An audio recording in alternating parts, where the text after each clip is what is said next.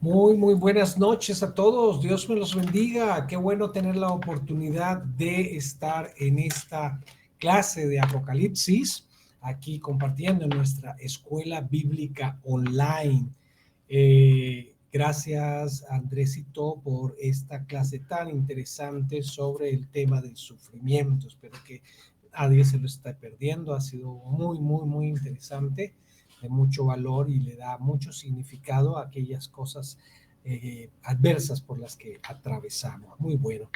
Bueno, antes de entrar en nuestra clase, quiero recordarles un par de anuncios a toda nuestra comunidad, a los que están no solamente, bueno, seguramente muchos de los que están en la clase no forman parte de la comunidad Filadelfia, porque hemos querido abrir este servicio a todas las personas que bien tienen y quieren crecer en estas cosas. Solo dos anuncios para los integrantes de la comunidad Filadelfia Cristo Soberano. Este domingo tenemos nuestro almuerzo congregacional, así que no te olvides, después del servicio puedes entonces pedir tu almuerzo y apoyar. Estamos reuniendo unos fondos para cubrir unos gastos que tienen diferentes ministerios. Los niños a veces, el equipo misionero y otros ministerios necesitan algunos recursos y siempre a veces nos hemos sentido cortos en esto, entonces ahí reunimos unos fondos. Pero también el domingo es el día de la abundancia, es el primer domingo del mes, donde, de acuerdo a una asignación que ya hemos hecho de personas inscritas para ayudar en ese sentido, llevamos unos productos ese día y armamos unos mercados para ayudar a personas que han estado pasando, miembros de la iglesia que han estado pasando por momentos críticos, pasando por adversidad en ese sentido, y entonces damos esos mercados. Solo quería dar estos dos anuncios para que lo tengamos presente para este domingo que viene en la iglesia. Muy bien.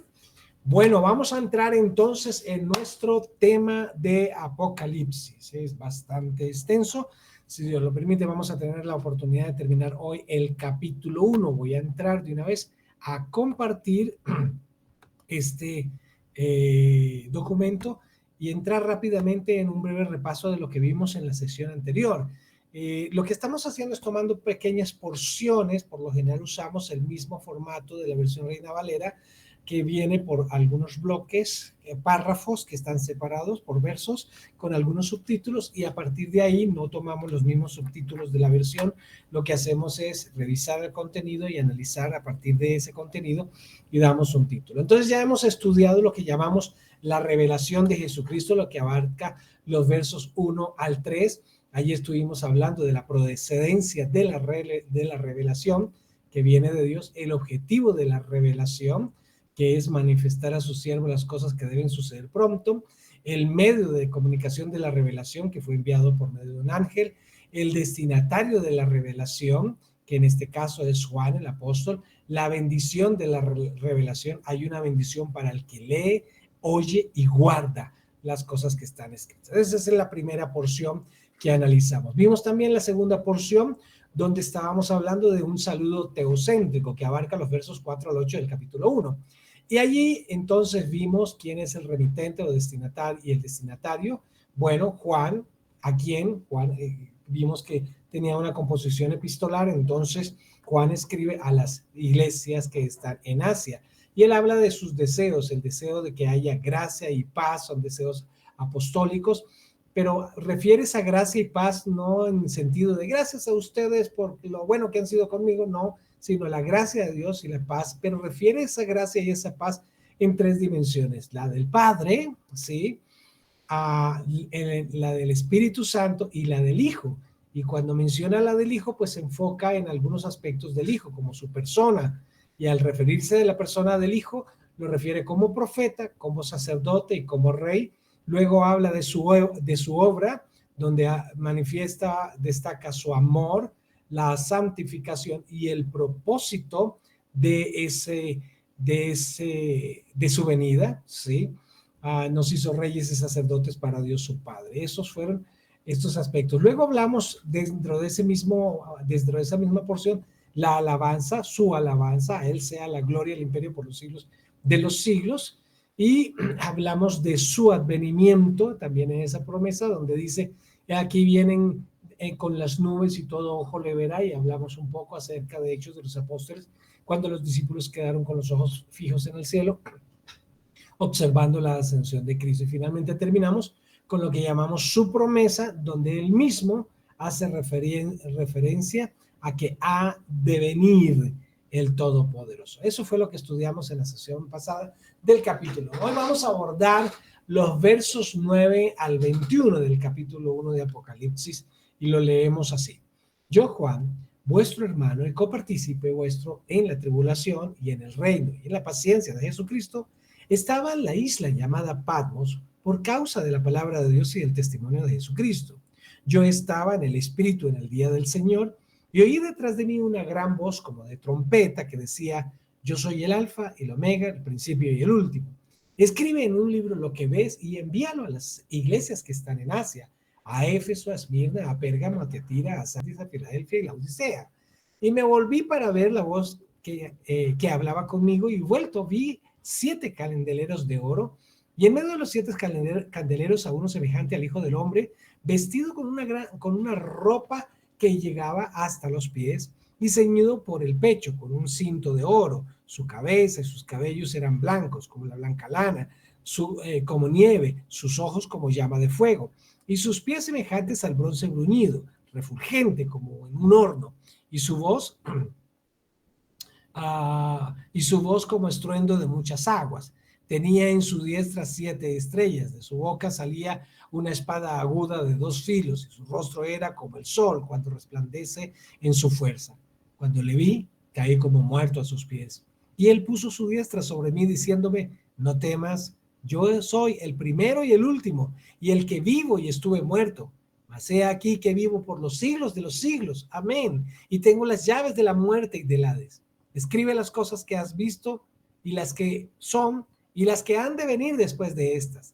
El misterio de las 7 estrellas que has visto en mi diestra, y de los 7 candelebros de oro. Las 7 estrellas son los ángeles de las 7 iglesias, y los 7 candeleros que has visto son las 7 iglesias. Oremos. Padre, te damos gracias por el privilegio que tenemos de leer, estudiar, oír tu palabra, Señor. Queremos, Padre, disfrutar de la bendición que trae este libro, como lo hemos visto hace un momento, Señor, y que tengamos en nuestra mente, espíritu y corazón claridad sobre aquellos acontecimientos por venir, Señor, claridad sobre este libro maravilloso de la Revelación o de Apocalipsis, Señor, y que más allá de tener información de estos acontecimientos, nosotros podamos estar apercibidos de nuestra responsabilidad como hijos tuyos, en cuanto a nuestra fe, en cuanto a nuestra labor evangelizadora, para que el mundo te conozca como Señor y Salvador, y en cuanto a nuestra responsabilidad de avanzar en el desarrollo del carácter de Cristo en nuestras propias vidas. Así oramos en el precioso nombre de Jesús. Amén y amén. De este párrafo vamos a analizar algunas cosas. Primero, el contexto. Recuerden que estamos entrando en el terreno del libro, y hay una circunstancia particular que quiero que miremos. La voy a llamar el contexto, y la voy a analizar a partir de preguntas. Esta primera quizás no aparece como pregunta, pero sí, es una pregunta. Entonces, ¿quién? ¿Sí? Bueno, tengo maña de poner interrogantes al final y no al principio, como en inglés, pero lo correcto es que también los coloquen en el principio. ¿A quién se refiere? Entrando en el verso 9 dice: yo, Juan, vuestro hermano, y copartícipe vuestro en la tribulación, en el reino y en la paciencia de Jesucristo. Así que a partir de este momento, después de esa introducción de la que ya vimos, hablando de Jesucristo, ahora del Padre, del Hijo y particularmente de Jesucristo, ahora Juan empieza a abordar el desarrollo del texto del libro como una carta. Así que hay un encabezado de una epístola muy semejante al encabezado que tenemos en otras epístolas del Nuevo Testamento. Y me llama la atención que Juan destaca en su saludo algunas cosas importantes como vuestro hermano. Estamos hablando de que tenemos la misma genética espiritual, si quisiéramos referirnos a eso, porque estamos hablando del nuevo nacimiento. Hemos nacido de nuevo, ustedes, los destinatarios de la carta, y nosotros. Así que esto muestra que el contenido de esta carta de Apocalipsis no es precisamente para todo el mundo. De por sí que algunos tratan de leerlo y dicen, me enloquece porque no entiendo nada, ¿sí? Y bueno, otros que aún habiendo nacido nuevos, siendo cristianos, pasa lo mismo. Por eso estamos en este tipo de estudio. Y dice copartícipe de copartícipe vuestro en tres aspectos. En la tribulación, como nos enseñaba hace un rato el profesor Andrés, entonces vuestra tribulación, en el reino y en la paciencia de Jesucristo. Compartimos con Juan, que no vive aquí en la tierra, ya está en la presencia del Señor, pero es copartícipe en tribulación. Fíjate que él hace ver que lo que comparte con los hermanos de la fe tiene que ver con tribulaciones, que son pruebas, que son dificultades, que son adversidades, en el reino, que participe también en el reino, es decir, en el reino donde Cristo es el rey, y en la paciencia de Jesucristo. Esto habla también del carácter bondadoso de Cristo en su gracia, en su misericordia para con nosotros, pero lo ha mostrado, es el mensaje, la esencia del mensaje del Evangelio, pero lo que viene a desarrollar ya tiene que ver con un Cristo que viene como juez. Y dice, ¿en dónde? El dónde de esta introducción de Juan estaba en la isla llamada Patmos. Esto es al sur de Grecia, ¿sí? En una isla que era como el equivalente a nuestra isla La Gorgona hace tiempos atrás, que era una prisión. Esta es una isla a donde fue enviado Juan, porque quien lideraba este proceso jurídico contra Juan consideró que Juan no debería ser sacrificado, no debería ser asesinado, sino más bien que su juicio, el resultado de su juicio fuera exiliado, y por eso se encontraba en la isla llamada Patmos. No estaba de vacaciones, no estaba de parranda, no estaba allí porque quería hacer un tiempo de apartamiento espiritual, estaba allí por la razón. ¿Por qué? Por causa de la palabra y del testimonio de Jesucristo. Es decir, que por predicar la palabra, por predicar el testimonio de Jesucristo, por hablar de Cristo, fue perseguido y fue exiliado a la isla de Patmos. ¿Cómo? Yo estaba en el Espíritu. Esta es una frase bien interesante porque la expresión yo estaba en el Espíritu pareciera insinuar que había un estado especial, un estado muy particular en el orden espiritual. Quiero que miremos unas citas bíblicas donde hay testimonio de personas que tuvieron este mismo estado, el estar en el Espíritu. Podríamos pensar someramente que estar en el Espíritu es estar bien en el Señor, ser juicioso, ser espiritual. Pero ser espiritual y estar en el Espíritu son dos cosas distintas. Ser espiritual, como nos menciona Pablo, es el hombre que percibe las cosas que son del Espíritu de Dios, y él las puede juzgar, él discierne y él no es juzgado de nadie, ¿sí? Tiene la mente de Cristo, ese es el espiritual. Pero estar en el Espíritu es una experiencia con la que Juan está escribiendo un evento en su vida de una profundidad espiritual que también otros personajes bíblicos tuvieron. Y quiero centrarme en esto, concentrarme un momentico en este. Un episodio semejante al que Juan refiere al estar en el Espíritu es el que vive en Hechos capítulo 10, los versos 9 al 14, podemos leerlo de la siguiente manera.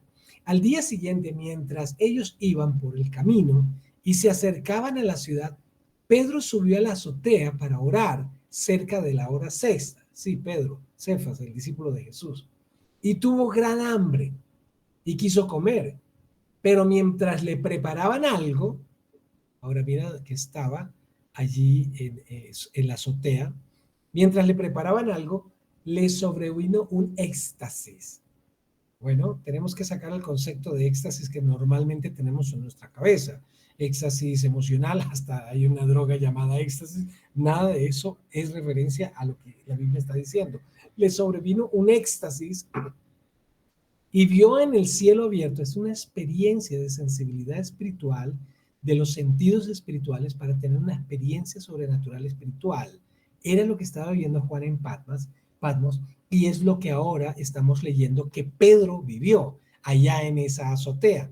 Vio, entrando, le sobrevino un éxtasis, vio el cielo abierto, que descendía algo semejante a un gran lienzo, que atado de los cuatro puntas era bajado a la tierra, en el cual había de todos los cuadrúpedos terrestres, reptiles, aves del cielo, y le vino una voz, y le vino una voz diciéndole, levántate, Pedro, mata y come. Entonces Pedro dijo, Señor, mira que él entiende quién le está hablando. Señor, no, porque ninguna cosa común o inmunda he comido jamás. Esto se hizo 3 veces y aquí el lienzo volvió a ser recogido en el cielo. En la vida de Pedro el número 3 viene interesante. 3 veces niega a Jesús. Jesús le pregunta 3 veces si me ama. Ahora baja el lienzo y él tiene la experiencia de hablar con el Señor 3 veces sobre esta situación. Ahora, esto tiene un contexto, pero me quiero enfatizar en una cosa bien importante. Es la experiencia que tiene Pedro, que ya él la llama, me sobrevino un éxtasis. Es la misma experiencia que Juan tiene en la isla de Patmos. Estaba en el espíritu. Es un estado espiritual de entera sensibilidad a la revelación y a la manifestación de Dios. Pedro y Juan no fueron los únicos que lo experimentaron. Miremos un momentico en 2 de Corintios 12 del 1 al 5. Pablo habla de su experiencia y una experiencia semejante cuando dice, ciertamente no me conviene gloriarme, pero vendré a mis visiones y a mis revelaciones en el Señor. Entonces fíjate que Pablo está haciendo una referencia a una experiencia que trajo revelación del Señor a su vida. Dice, conozco a un hombre en Cristo que hace 14 años, si en el cuerpo, no lo sé, si fuera del cuerpo, no lo sé, Dios lo sabe.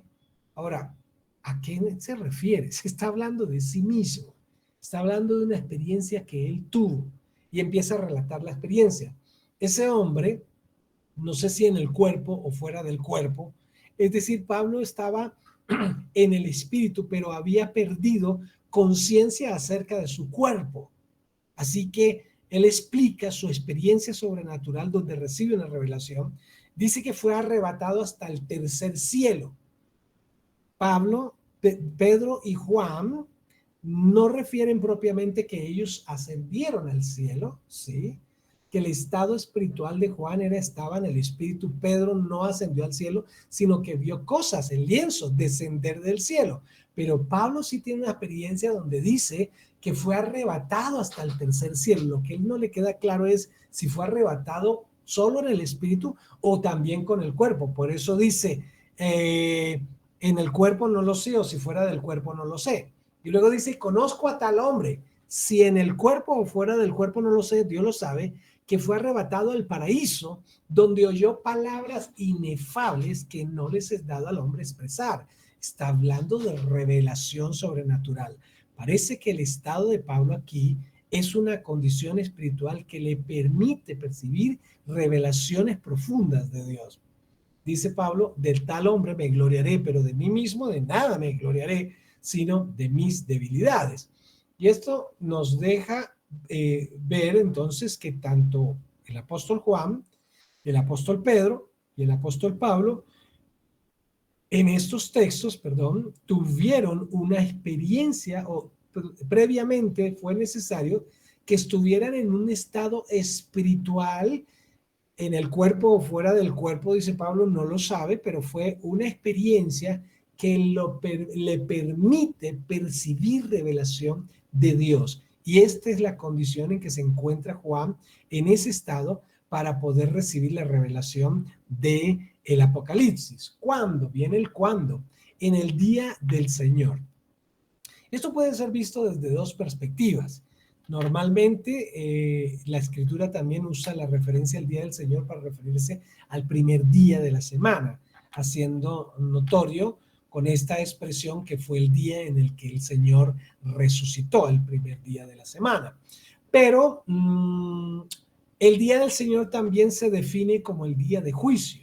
En 2 de Pedro 3:10 dice, pero el día del Señor vendrá como ladrón en la noche, en el cual los cielos pasarán con grande estruendo y los elementos ardientes serán deshechos y la tierra y las obras que en ella hay serán quemadas.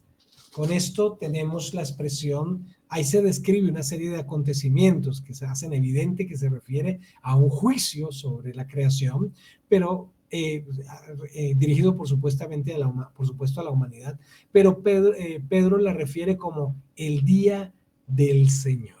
Así que cuando notamos esta connotación de Juan en el Espíritu, en el día del Señor, bueno, puede hacer referencia a que ese día que recibe la revelación haya sido propiamente el primer día de la semana, el día en que Jesús resucitó, bueno, no el mismo día en que Jesús resucitó, sino refiriéndose al primer día de la semana, que para nosotros es el domingo, ¿sí? Y que también, por el contenido del libro de Apocalipsis, hace descripción de lo que se llama el día del Señor, que allí de una manera muy somera, Pedro describe en el texto que acabamos de leer. Ahora viene el qué. ¿Qué pasará? Y oí, detrás de mí una gran voz como de trompeta que decía, entonces, ¿qué pasa en este contexto? Estamos hablando del contexto. Hay una situación muy, muy particular, pero ¿cuáles son el contexto, las circunstancias que están envolviendo ese evento que Juan está describiendo? Ya vemos cuál es a través de las preguntas, quién, dónde, por qué, cómo, cuándo. Ahora, ¿y qué? ¿Sí? ¿Y qué es y de todo este contexto, qué es lo importante? Pues la voz, esa gran voz como de trompeta que decía algo. Y ahí salimos del contexto para entrar en lo que llamamos la orden, que es el segundo aspecto. ¿Qué es la orden? Bueno, antes hay una procedencia. Yo soy el alfa y la omega, el primero y el último.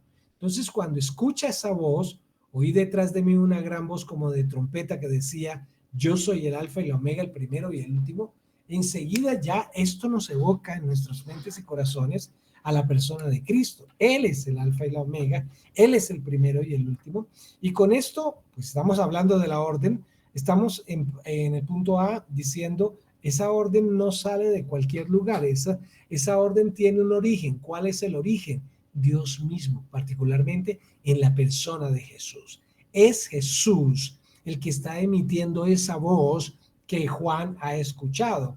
Y esa voz le dice, la acción, hay una orden, le da una orden a Juan.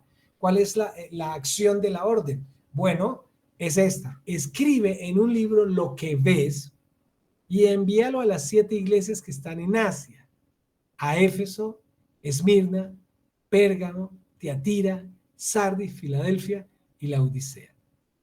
Así que Juan no escribe el Apocalipsis porque se le ocurrió o porque estaba tan aburrido ya en la isla de Patmos que como es una prisión entonces no tenía nada que hacer. No, nada de eso. Él escribe el libro de Apocalipsis porque tiene una orden de parte de Cristo, el alfa y la omega. Ahora, me llama la atención que Cristo allí en este punto, Él no se presenta como el sanador, Él no se presenta como el redentor, Él se presenta como el alfa y la omega, el principio, el primero y el último. Alfa y omega hacen referencia a la primera y última letra del alfabeto griego, perdón. Primera y última letra del alfabeto griego, como diciendo, yo soy la palabra, ¿sí? El principio y el final de la palabra. Toda la palabra está contenida en mí. Y luego dice el primero y el último, eso tiene que ver con tiempo. En otras palabras, quien da la orden, que es Cristo, está manifestando omnisciencia por el alfa y el omega y eternidad en cuanto se refiere al primero y el último. El primero no significa que él necesariamente tuvo que ser creado para que fuera el primero, sino que todo el tiempo se encierra en él. Toda la verdad de la palabra se encierra en Cristo y todo el tiempo de existencia, desde el principio hasta el fin, se encierra en la persona de Jesús. Y por eso él tiene la autoridad de decirle a Juan qué debe hacer. Vimos la sesión anterior que Juan era una persona confiable para delegarle una revelación. No todo el mundo tiene una revelación de la magnitud que tuvo Juan, o que tuvo Pedro con el lienzo descendiendo del cielo, o que tuvo Pablo, que él mismo narra que fuera en el cuerpo o fuera del cuerpo, él no lo sabe. No todo el mundo tiene ese tipo de revelaciones. Así que cuando viene esta revelación, Juan le queda claro que viene de Cristo y que está escribiendo o que debe escribirla porque Cristo le ha dado esa orden y que esta tiene un destinatario, las iglesias que están en Asia. Ahora, si nos remontamos a lo que referimos los preliminares de Apocalipsis, vamos a recordar que la profecía de la semana 70 tiene que ver con Israel. Pero aquí vemos en este pasaje que a quien está dirigido la revelación de Apocalipsis es a las iglesias que están en Asia, a las iglesias. Y estas iglesias, fíjate que están en Asia, puede ser que hayan muchos componentes, muchos miembros que sean judíos, ¿sí? Pero se trata principalmente de gentiles, son iglesias que están ubicadas en regiones griegas que no son sinagogas, son iglesias. Así que allí tenemos una iglesia donde ya no hay diferencia de judío o griego, esclavo o libre, hombre o mujer, como refiere Pablo, todos somos uno en Cristo, pero en la revelación de Apocalipsis, Jesús se la da a Juan y le ordena que la escriba en dirección a esas iglesias que están en Asia. Luego Juan experimenta una visión, dice él, algunos aspectos de la visión, y vamos a ver son 7 creo, características de la visión que él ve. Primero, el ambiente de la visión. Y me volví para ver la voz. Ahora, esto ahí aparece entre paréntesis metonimia. Metonimia es una figura literaria, ¿sí? Porque la expresión que Juan usa aquí es me volví para ver la voz. Bueno, las voces no se ven, las voces se oyen, ¿sí? Pero él escucha la voz y realmente lo que quiso decir es me volví para ver de dónde procedía la voz, de quién era la voz que estaba escuchando. Pero él usa esta figura literaria, la metonimia, que a veces nosotros también la usamos. Son formas de referirnos a algo que se sobreentiende fácilmente. Por ejemplo, me tomé un Nescau. Bueno, ese es un polvo de chocolate. No dices me tomé un polvo de chocolate, no, me tomé un Nescau. Me bebí una naranja. Y bueno, ¿cómo te bebiste una naranja? ¿Debiste pelarla? No, una naranja postobón. No quiero hacer publicidad aquí, pero ya se hizo. Y aquí la idea es sencillamente que solemos usar metanoias en nuestro metonimias, solemos usar este tipo de figuras, estamos acostumbrados, así que no es nada extraño y no debe considerarse un error en la traducción algo cuando se dice me volví para ver la voz que hablaba conmigo. Lo que Juan tiene o quiere dar a entender es quise saber de dónde procedía la voz, porque después cuando escucha que le da una orden y se define a sí mismo como el principio y el fin, el alfa y la omega, el primero y el último, entonces esto genera mucho interés, por supuesto. Y vuelto, vi, ¿qué fue lo que vio? El ambiente. ¿Qué ambiente vio? 7 candeleros de oro. Lo primero que le llama la atención son los 7 candeleros de oro. Es decir, parece que en el panorama solemos cuando cerramos los ojos y giramos la cabeza, abrimos los ojos tratan de habituarse a un contexto. Primero quizás empieza por el panorama periférico y luego se enfoca hacia lo central. Es lo que Juan le pasó. Al girarse, lo primero que ve es un ambiente de candeleros de oro, ¿sí? Vio 7 candeleros de oro. En todo el desarrollo del estudio de Apocalipsis es importante que tengamos en cuenta la numerología. Aquí este 7, como bien conocemos, el 7 es un número de perfección o de plenitud. ¿Sí? Plenitud no en términos de plenitud, todo es satisfecho, sino en términos de que lo encierra todo, lo complementa todo. Es pleno, abarca toda la plenitud de un contenido determinado. Entonces vi 7 candeleros de oro. Y luego se enfoca en el epicentro. Y en medio de los 7 candeleros, así que pasa del panorama periférico de toda una visión más amplia a enfocar a una visión mucho más específica. Y dice, y vi en medio de los 7 candeleros, ¿a quién? Al protagonista. ¿Quién es el protagonista? A uno semejante al Hijo del Hombre. Ahora, diríamos, ¿por qué no dice y vimos al Hijo del Hombre? ¿Por qué usa la expresión a uno semejante al Hijo del Hombre? Porque recuerda que es Juan. Juan tiene una experiencia con Jesús muy cercana.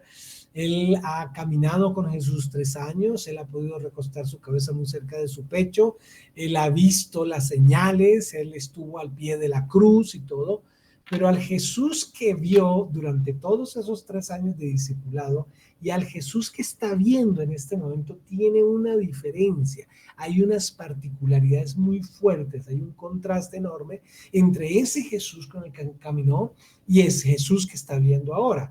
Por eso no usa la expresión directa, vi al Hijo del Hombre, sino vi uno semejante al Hijo del Hombre, como para ayudar a entender que lo que él vio no era toda la fisonomía detallada y particular del Jesús que él conoció durante esa labor de discipulado que tuvo con él.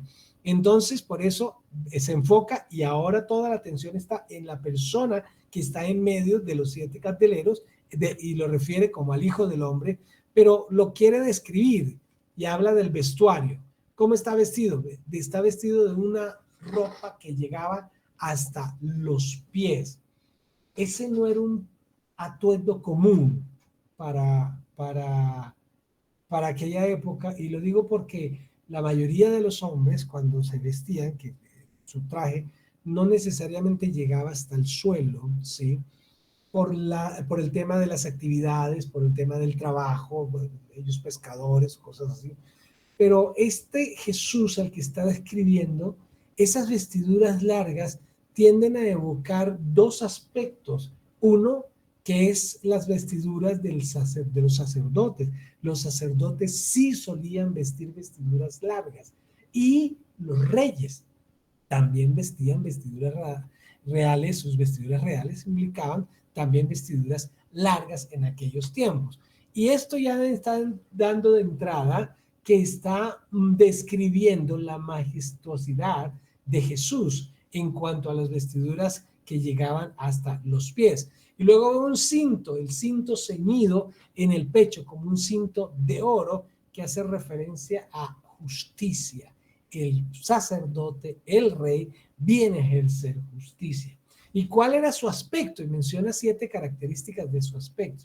Sí, menciona 7 características de su aspecto. Ahora, cuando vayamos leyendo esta descripción de su aspecto, vamos a tratar de crear esa imagen en nuestras cabezas, ¿sí? Claro, va a resultar un poco descabellado para algunas de las características que vamos a leer a continuación, pero trate de crear la imagen en su cabeza para ver qué resultado obtenemos. Su cabeza y sus cabellos eran blancos como blanca lana, como nieve. Usa 2 analogías para destacar los cabellos de la persona a la que vio. Sus ojos como llama de fuego. ¡Wow! Ojos como llama de fuego. ¿Vale? No se imagine como las llamitas de las velitas cuando se nos va la luz, o las velitas de cumpleaños. Es algo más resplandeciente, de un fulgor más fuerte. Sus pies semejantes al bronce bruñido, refulgente como en un horno. Es como una porción de metal que ha sido sometida al fuego y está al rojo vivo, ¿sí? Y entonces cuando lo sacan, esa es la característica, semejante al bronce bruñido, es decir, que ha sido recién fundido. Y su voz como estruendo de muchas aguas, es una voz muy potente, ¿sí? Tenía en su diestra 7 estrellas. ¿Qué es su diestra? No al lado derecho, sino en su mano derecha, ¿sí? Tenía en su diestra 7 estrellas. De su boca salía una espada aguda de 2 filos.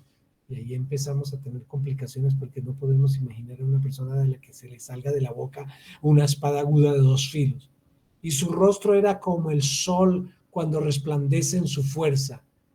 Bueno, no se nos recomienda mirar al sol, pero cuando el sol está resplandeciendo en su fuerza, como el mediodía despejado de nubes, entonces es un sol, es una luz muy fuerte, y eso es lo que Juan está describiendo. Eso es lo que vio, ¿sí?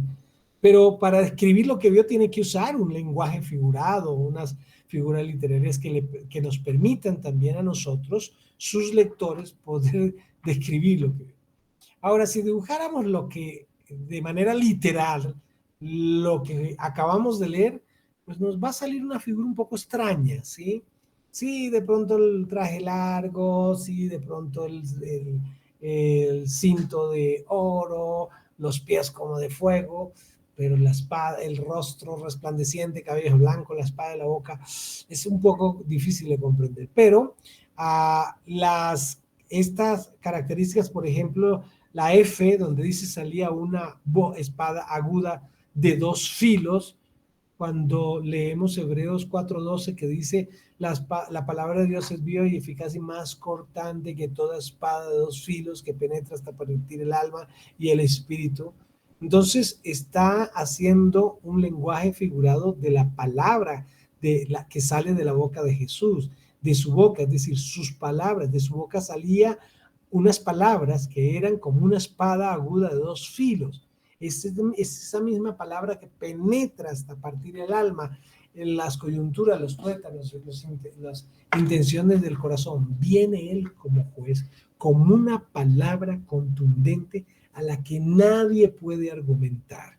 Una palabra de verdad que penetra hasta lo más íntimo del corazón del hombre para redarguirle de su condición pecaminosa. Así que quería destacar el que tenía en su diestra, ya expliqué, las 7 estrellas, pero este de las 7 estrellas, permítame ver, no, antes de entrar al detalle de las 7 estrellas, y miremos estas citas que son otras visiones que otros personajes bíblicos han tenido, particularmente Daniel, de alguien así como el que describe Juan. En Daniel 7, verso 9, dice: estuve mirando hasta que fueron puestos tronos y se sentó un anciano de días cuyo vestido era blanco como la nieve y y el pelo de su cabeza como lana limpia. Su trono llama de fuego y las ruedas del mismo fuego ardiente.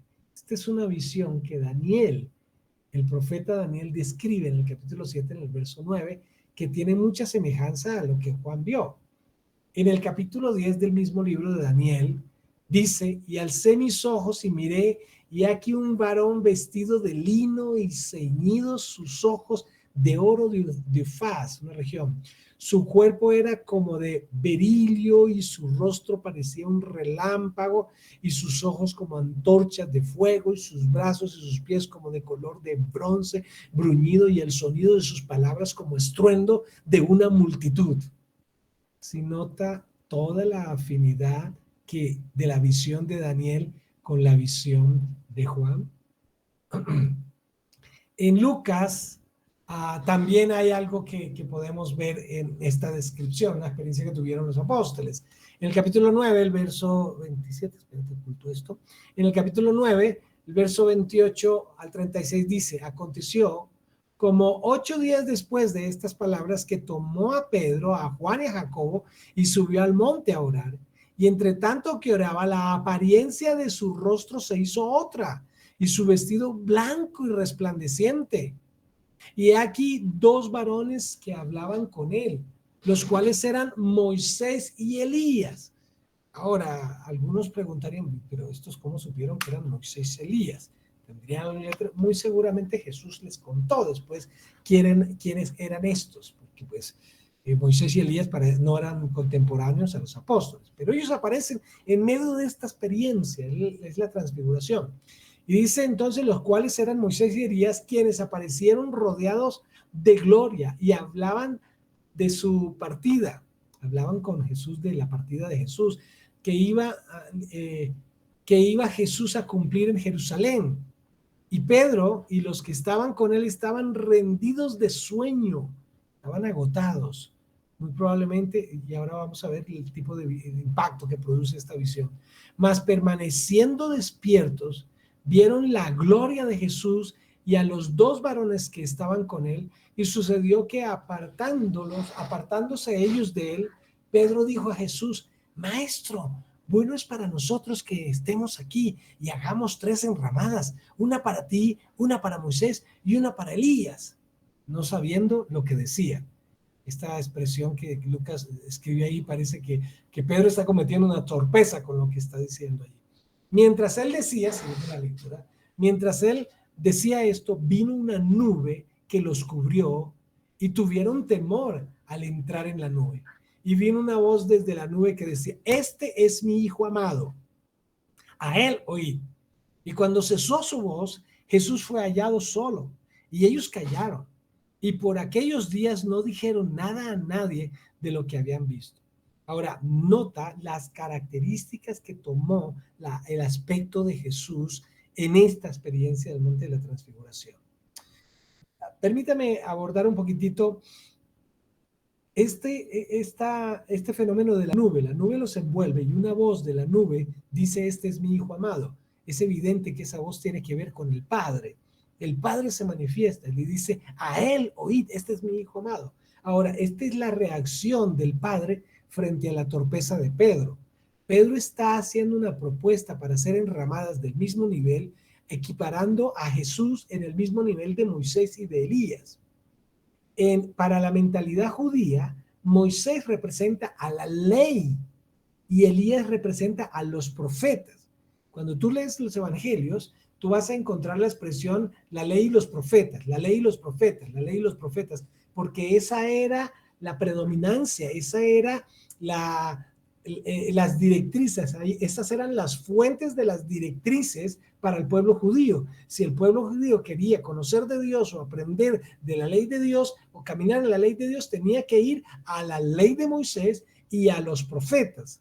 Y la que ellos ven ahí es a Moisés y a Elías. Y cuando cuando Pedro dice: hagamos una enramada, el Padre interviene y dice: no, espérate, no me iguales a Moisés y a Elías con mi hijo amado. No, no lo iguales. Ustedes tienen a Moisés, ustedes tienen a los profetas, pero ahora a él oíd. ¿A quién? Al hijo, oíd al hijo. Ahí quería destacar eso para predominar que el hijo está por encima de la ley de Moisés y que el hijo está por encima de los profetas. El hijo es el cumplimiento de la ley y el cumplimiento de las profecías. Pero bueno, era solamente una añadidura a lo que quería. Pero entonces, ¿en qué vamos? Estamos describiendo las características de Jesús en esta experiencia que tiene Juan al ver a Jesús. Saulo tiene también una experiencia. Dice Saulo: respirando aún amenazas y muerte contra los discípulos del Señor, vino el sumo sacerdote y le pidió cartas para las sinagogas de Damasco, a fin de que si hallase algunos hombres y mujeres de ese camino, estaba persiguiendo a los cristianos, los trajese presos a Jerusalén. Mas yendo por el camino, aconteció que al llegar cerca de Damasco, repentinamente le rodeó un resplandor de luz del cielo. Y cayendo en tierra, oyó una voz que le decía: Saulo, Saulo, ¿por qué me persigues? Y dijo: ¿quién eres, Señor? Y le dijo: yo soy Jesús a quien tú persigues. Dura cosa te es dar cosas contra el aguijón. Él, temblando y temeroso, dijo: Señor, ¿qué quiero que hagas? ¿Dónde está el énfasis? En lo que quiero destacar es las características de Jesús, donde se describe que vino repentinamente, le rodeó un resplandor del cielo, una luz resplandeciente del cielo, y oyó una voz que decía: ¿por qué me persigues? Así que Pedro, Pablo, Juan han visto a Jesús. El caso de Pedro, por ejemplo, es la manifestación de la gloria de Jesús. Pero aún Jesús no había muerto ni había resucitado. En el caso de Pablo sí, esto sí había sucedido. Terminó la lectura de ¿qué quieres que yo haga? Y el Señor le dijo: levántate, entra a la ciudad y te dirá lo que debe hacer.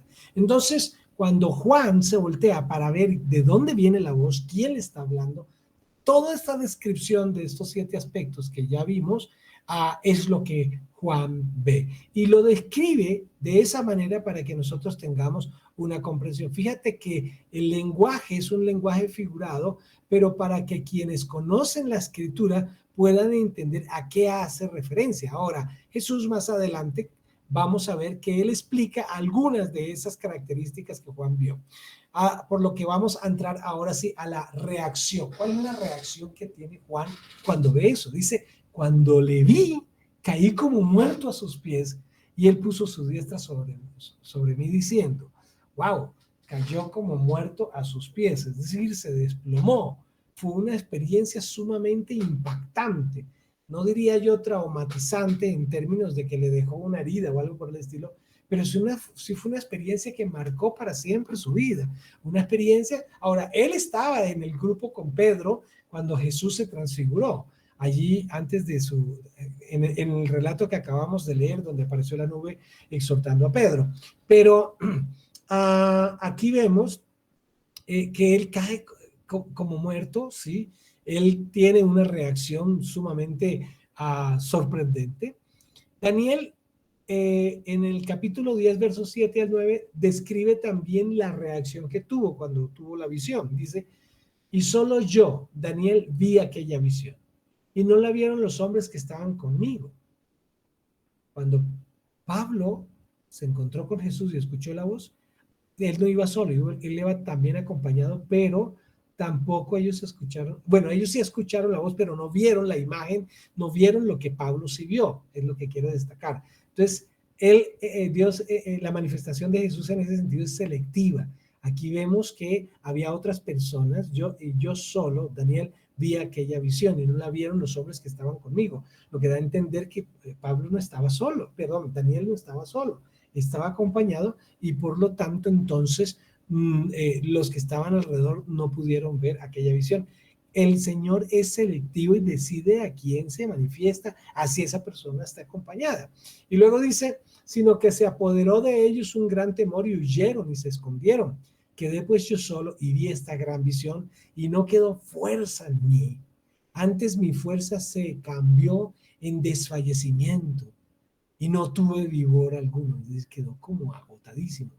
Pero oí el sonido de sus palabras y al oír el sonido de sus palabras caí sobre mi rostro en un profundo sueño, como con mi rostro en tierra. Y ahí, muy parecido a la experiencia de Pedro, donde podemos ver que ellos tuvieron gran temor y también tuvieron esa experiencia como de un gran agotamiento, como de un gran cansancio. Cayeron, bueno, en este caso, los apóstoles agotados. Aquí también Daniel estaba teniendo esta reacción. Vamos a ir terminando. Su identidad. Jesús le habla y le dice, no temas, yo soy el primero y el último, lo mismo que ya había Juan destacado antes, y el que vivo y estuve muerto, mas sea aquí que vivo por los siglos de los siglos. Al leer estas palabras, una vez más se confirma que la identidad de la persona que está hablando con Juan es la persona de Jesús, el que vivo y estuve muerto, mas sea aquí que vivo por los siglos de los siglos, amén. Esa es una descripción de Jesús. Y habla de su autoridad, la identidad de Jesús, el que vive, el que estuvo muerto. Tengo las llaves de la muerte y del Hades. Con la resurrección, él triunfó sobre la muerte, sobre el Hades, y por lo tanto tiene autoridad. Y le da una instrucción a Juan. ¿Cuál instrucción? Escribe las cosas que has visto. ¿Qué es lo que debe escribir? El capítulo 1 de Apocalipsis. Esto que él ha visto, esa visión, esos candelabros, esa espada aguda de su boca, todas esas características, escribe lo que has visto. Las que son, lo que vamos a leer en los capítulos 2 y 3 de Apocalipsis, y las que han de ser después de estas, es decir, las que vienen a partir del capítulo, esto que viene del capítulo 7 o 6 en adelante, hacia el capítulo 19 o 20, vamos a ver todo el contenido escatológico que Juan escribe y prácticamente se reafirma la instrucción. Escribe, vas a escribir la revelación, vas a escribir un libro, lo vas a escribir para las iglesias que están en Asia y vas a escribir lo que has visto, las cosas que son y las que van a venir después de estas. Y finalmente entonces la interpretación. Y él explica, el misterio de las 7 estrellas que has visto en mi diestra y de los 7 candeleros de oro, y empieza a explicar, las 7 estrellas son los ángeles de las 7 iglesias. Esto, cuando ya vayamos a entrar en cada una de el mensaje destinado a cada una de las iglesias, vamos a descubrir que los ángeles aquí no son seres alados como solemos conocerlo o representarlos o que en algunos pasajes bíblicos lo ilustra, no hace referencia propiamente a ángeles, angelicales, a esos seres espirituales creados por Dios, sino a mensajeros. Es una forma de referirse a los pastores que están al frente de cada una de las iglesias allí en Asia, pero los tiene en su diestra, es decir, están bajo su gobierno. Lo que debe indicar también que quien quiera ser pastor no puede hacer lo que se le da la gana, debe estar sujeto a la autoridad de Cristo, porque los pastores están en su diestra, es decir, están sujetos a su autoridad. Entonces, esos son los pastores, las estrellas son los ángeles de las 7 iglesias, y los 7 candeleros que has visto son las 7 iglesias. Así que ya Juan empieza a entender, él no puede ver las 7 iglesias porque él está en Patmos, al sur de Grecia, y las iglesias están al occidente de Turquía, así que desde ahí no puede ver literalmente las iglesias, pero se están ilustrando a través de estas figuras. Y todo termina con Filipenses 2:15, que quiero destacar, para que dice, para que seáis irreprensibles, sencillos hijos de Dios, sin mancha, en medio de una generación maligna y perversa, en medio de la cual resplandecéis como luminares en el mundo.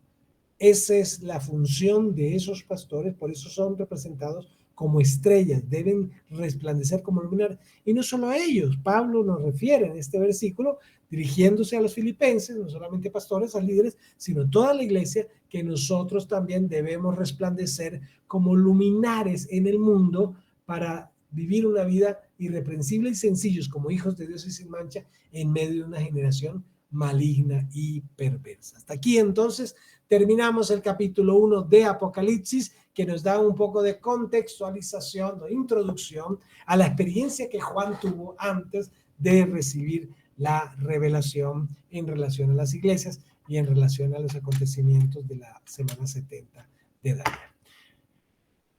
El tiempo se nos ha ido, vamos a darle gracias al Señor por este tiempo tan especial que nos ha regalado. Espero que también haya sido edificante para ustedes y gracias por su atención. Padre, muchas gracias por cada una de estas verdades que hemos tenido la oportunidad de tener este estudio, Señor. Gracias por cada uno de estos amados estudiantes. Bendíceles, Padre. Que el crecimiento en el conocimiento de esta revelación, Señor, nos ayude a ser humildes, pero también nos ayude a ser responsables en nuestra vida de integridad, como en nuestra misión como iglesia, para ser resplandecientes en medio de un mundo de oscuridad. Te lo pedimos en el nombre de Jesús. Amén. Amados, un abrazo a todos. El Señor nos bendiga enormemente. Nos vemos